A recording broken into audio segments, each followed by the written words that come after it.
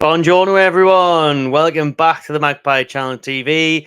This is your Sheffield United preview, Eddie Howe press conference reaction, and Bruno Guimaraes update. All provided this morning by Eddie Howe. And there's also a look towards where Newcastle United will be playing this summer on a pre-season tour.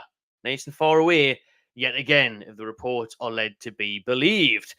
Cheers for joining in, everyone. Make sure you drop your thoughts in the comments as usual. Drop a like on this one and subscribe to the channel if you haven't already. We're going for the pre-recorded live StreamYard feature again, so I've got more time in my hands. I don't have to edit the video and stuff, and hopefully you still enjoy because I a bit of a rush today, a bit busy. And last night we did the charity match and we beat the Mackhams 4-3. So I'm tired from that, to be fair. Me neck, me back, me legs, everything's aching. Right, I was the manager, but I also came on for the last 10 minutes.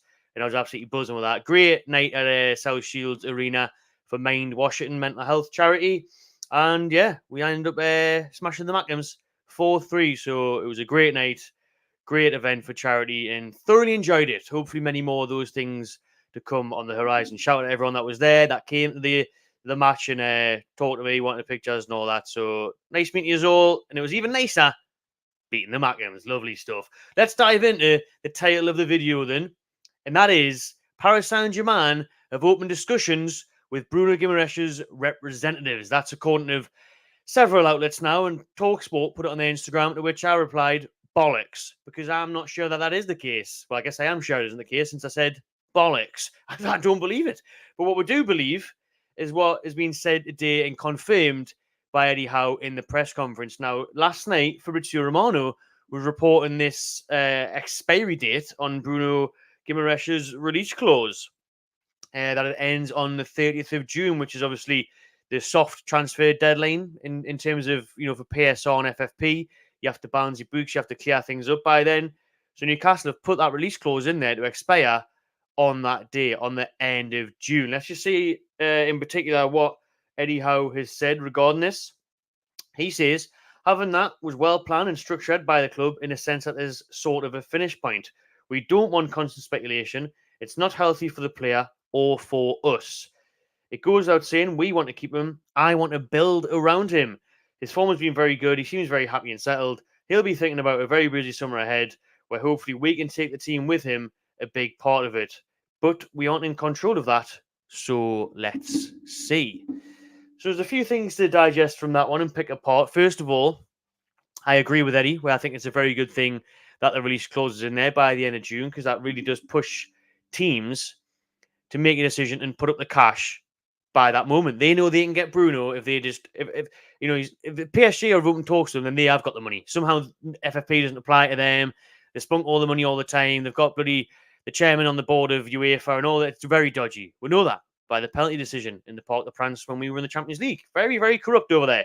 So they could, if they wanted Bruno, slap in 100 million bid, and he's theirs. Essentially, if Bruno wants to go, and we all know he loves Paris, he's at Disneyland every weekend. If you follow him on Instagram, he loves it. Absolutely adores it. Him and his missus and the young kids love a bit of Paris, love a bit of Disney. And if he wanted to, and they put the 1 million release clause, activated it, then it's bye-bye Bruno before June the 30th. If it's after that, then any bid that comes in, we can 80 million. Because what you think about Bruno for me is that his value, I think he's worth 100 million in a sense that how good he is. There's not many players like him, but at the same time, there's a part of us where it's like, is he really worth 100? I look at Caicedo for 115 and say, yes, Bruno's worth 100 plus. Bruno's worth 115 and the rest. But then obviously Rice went for like 100, didn't he? Was it 105? If you look at Bruno, realistically, I'd probably say Bruno's worth about 85 million. If I was being truthfully honest, I think I would say 85. 80 to 90 would be about right. So if you can get 100 million for him, then it does become tempting. And it is a lot of money, and it's because of FFP, where you think with amortization, we can then go and spend double, triple that, a couple 100, 300 million if you got the 100 for Bruno. So that part's tempting. But at the same time, I'm like, nah, we've got to, like Eddie Howe says, we've got to build around him. Don't let him go. Build around him. Keep him here forever. Lock him down. Keep him here. He's just bought a 4 million house in Darras Hall. Everyone's getting excited about that. On one hand, I'm like, yeah, that's great news. Hopefully it does mean that he is settled and he does plan on staying here. But at the same time, I mean, there's no stopping Bruno becoming a landlord, is there? Or just selling the house. So, players have got properties all over the world. So that whole buying a house in Newcastle thing, I wouldn't get overly excited about it or completely reliant on it and think that's a done deal now that he's staying because of that. So, if we go back to the point though about before the June the 30th, how it's nice is that after that, as I was saying, got sidetracked a little bit. If someone came in from, listen, he's been linked with Arsenal, Man City, if they came in and offered 70, 80, 90, you see, nah. Even if they offered 100 and we thought he's worth more than that, then it's the ball's in our court, isn't it? If they don't offer the 100 before the end of June, which is very unlikely, by the way, and this is why it's smart by Newcastle United, because by the end of that financial fair play calendar year, no one's realistically, apart from maybe PSG, since, like I said, the rules don't seem to apply to them. I can't see an Arsenal or Man City, although Man City just add another charge on the 115 they've already got, being able to pay 100 million for a player up front there and then before they have to get the books sorted by the end of June. So it's unlikely that he would leave before then because obviously you've got Brazil in the Copa America this year, or either way, he'll be in international duty, just like all the England and German players, etc. at the Euros. So you never really see any business done there in the transfer window before July at the earliest, really, mid-July, end July, and then in August. And obviously deadline day at the end of August. So now it really happens too much before then. So it's smart from that sense where it looks like Bruno would be staying until that point, and it looks like we could keep a hold of him, and that offers probably wouldn't be able to come in because of, like I've said, the rules and the deadlines and people being able to put up that much cash. Now, on the other hand, could you look at it and think, well, now that there's not a 100 million release clause, could Man City come in and go, well, we're going to give you 75 with add-ons, 80, and then if Bruno's like, actually, I would make that to Man City and winning absolutely everything under Pep Guardiola, I want to go. And then Newcastle stuck there thinking, oh, man, we'll leave off at 80, 85, or what we're going to do. Yeah, Bruno's playing his toys out the pram with these young Bens that were there. He's going off it. He wants to go. Then he could be a little bit knackered. But I'm going to try and look at it positively where I think it's good that we've got that in there before the end of June. I think it's smart. I think it'll fend off interest. Or is there PSG in there that the reports are saying that they've opened discussions already with his representatives and he could be leaving? I'd be surprised. I honestly think Bruno will stay this summer. Anything else that you said from there? Yeah, just obviously building the team around him, all of that, but then finishing off with, let's see, we don't know. And that's what I mean. We can speculate. I can say this. You can say whatever you feel in the comments, but at the end of the day, we don't know until it happens, do we? We don't know until a potential offer comes in, how the club would react, how Bruno would react. So we'll wait and see. We'll wait and see on that one. But the whole PSG opening talk stuff, well, you never know. I was going to say they shouldn't, but everyone does that now, don't they? Remember when that became a thing? Where it's like, oh, tapping the players up. It always seems to happen now anyways. So, I don't know. Let me know what you think about Bruno's future in the comments. Now then, will Bruno be joining? Actually, he might be still in the same place as Newcastle in pre-season, because the reports are that Newcastle United are joining the likes of PSG and Spurs. Spurs again. We love playing Spurs. We're playing them in Australia in a post-season tour. And then now we're linked to go to Japan. Big in Japan. Newcastle United, big in Japan. Rumored to be playing the likes of PSG and Spurs over there in Japan at the end of July.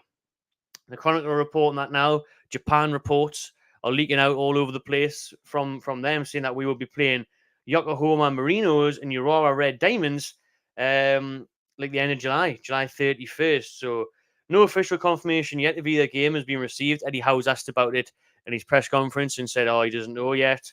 So we'll wait and see on that one. We haven't been to Japan since the 80s when I think Kevin Keegan won the Japan Cup. Bring it home. Bring it home. Defend the Japan Cup. I wouldn't mind that. Like, I'm very tempted if it is announced for Japan to get myself over there. I think it's a fascinating part of the world, and I'd love to get to Japan and check it out. So I may just do that. Let us know what you think. Obviously, last year I went to America. This is what's going to be happening now forever for the Newcastle United pre-season tours. They'll be going over to Japan, Australia, America, Singapore, you name it. They'll be going all these places to try and grow the club's popularity and obviously make money in the process from your sponsors and all the rest of it. So, aye, that's the way it is. I mean, for me, I'd love them to just do a bloody week in Ibiza. That would be nice. Malaga, go Marbella or something nice and close, cheap. Because Japan cost a fortune and it's absolutely miles away. But let's wait and see if anything gets announced officially by the club. Hopefully, surely, very soon, considering it's May next week and the pre-season is less than 2 months away, or it is 2 months away, July. So let's wait and see. Let's wait and see for tomorrow, though. I'm looking forward to this one. I'll be doing a vlog for tomorrow's game, Sheffield United in tune. Oh, yes, this is the perfect opportunity for a backlash. I want to see a huge backlash, a huge response after that shit show against Crystal Palace the other night. I want a reaction. We must. We must have a reaction for this one. The Blades, we could relegate them as well. If we beat Sheffield, they'll probably get relegated. I'm not really bothered about that. Don't mind Sheffield. Actually, I really love it. Bramall Lane, end of last year, start of the season, 8-0. One of the best games ever. More of the same this Saturday. Man U beat them 4-2 in their last game, where Sheffield United actually took the lead twice. And Burnley beat them, was it 5-1 or 5-2 or something last week? Something mad like that. So the leaking goals, the missing chances. They do seem to create chances. Brereton Diaz, I don't mind him. I think he's an all right player up front. And then that Hammer, is he Hammer? He's a decent little player, but apart from that, they are poor. They are a championship team. Very much the defence and the keeper's championship. Although that Fotheringham made a good save at Old Trafford the other night, but we have got to not just be winning these, but battering them. But that's all I'm hearing on social media, and that worries me. Everyone's saying, oh, well, we beat them 8-0 away. You know, Burnley are putting 5 past them. Oh, 9 or 10. Double figures. Let's do it. That all sounds great, and it is actually a possibility. We put 4 past Spurs last time at St. James's, a couple of weeks back, and it could have and should have probably been more, really. So there's no stopping with hammering Sheffield. However, with them knowing that relegation is there, might spur them on a little bit, but saying that, they're done, aren't they? Either way, even if they won all their games, which they're never going to do, they'd still find it a massive ass to get out of trouble. So Sheffield United at home. Let's see what the injury news was today from Eddie Howe. So Tino is thankfully all right for tomorrow because obviously he came on against Spurs, felt his ankle, was on the bench against Palace, didn't come on. Howe said that was an emergency only, but he will train today and he should be available. Wilson is fine after his comeback appearance against Palace. Trippier remains sidelined, but should be back soon. Bloody hell, this Trippier thing. Remember when Trippier was injured, right? 2 months ago now, Eddie Howe said it was a minor issue and he'd be out for 2 weeks. He's been out for 2 months. Pope, Jolinton, and Almiron all still out, but are very close. I think you'll see Almiron maybe next week. Howe said Pope's back on the grass as well, and Jolinton is, so maybe next weekend against Burnley, if not definitely for that huge game against Man U. Matt Targett, let's just quickly touch on Matt Targett. He won't be playing again this season, and what a terrible permanent signing that's been, by the way. It really has. Might go into these sort of things more in the podcast next week, live every Tuesday at 7. But Matt Targett, he's played 20 games in 2 seasons now since making that permanent move. One of the best loan signings ever for us, but permanently, it's been a fucking permanent disaster. Thankfully, tomorrow is a 3 o'clock old school kickoff. We've been used to a couple of lunchtime kickoffs lately, and to be fair, I never really like them that much because they're so early. But seeing that, I'm all for this one. I'm all for the lunchtime kickoff. Sorry, because we've been unbelievable in them. 4-3 West Ham, 4-0 Spurs. It's been amazing. But it's good to get at 3 o'clock. You've got more time to get into town, have a beer before the game and that. So yeah, let's wait and see. Like I said, Wilder would need his Sheffield United side to avoid defeat to prolong the probable inevitable relegation. A draw would leave them needing a mathematic miracle, or Forest having their points deduction increased after appeal. Where else are we at now? So, wow, to be fair, Sheffield United have got loads of injuries themselves. The likes of Basham, Egan, Tom Davies, Ollie McBurney, all injured, and McAtee and Bogle are doubtful. Maybe we are going to win 10-0. They've only won 1 away game all season. But to be fair, we can't really say much. We've only won 4. 3-1 at Luton. And the drew at Brighton and drew at Villa, though, which is a bit mad. So you never know. But I'm going to go for this game, right? I think it's going to be a bit of a mad one. I really do. I'm tempted to say like a 5-1 or a 5-2 now. And then everyone's expecting goals. Watch it probably like a 1-0, which at the end of the day, yeah, it wouldn't be great. It wouldn't be entertaining, but 3 points is what we need now, especially after that Palace game, and to keep hot on the heels of Man U, who have got Burnley. Drop your score predictions in the comments below, people. Stay tuned to Magpie Channel TV for the vlogs and stuff over the weekend. subscribe to the channel, give this one a big thumbs up, and enjoy yourself.